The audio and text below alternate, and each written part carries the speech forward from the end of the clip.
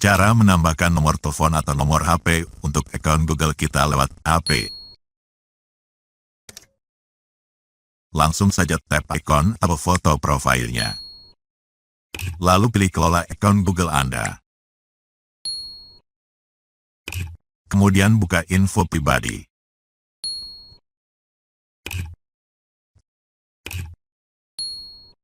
Lalu klik atau tap pada bagian telepon. Lanjutkan.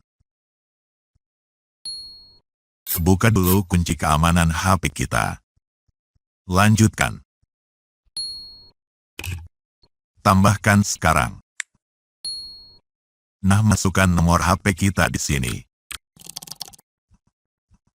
Selanjutnya,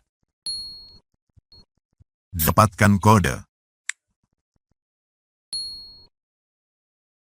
Masukkan kode verifikasi yang dikirim sistem Google ke HP kita di sini. Verifikasi.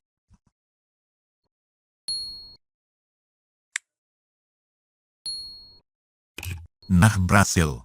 Dengan status yang sudah terverifikasi.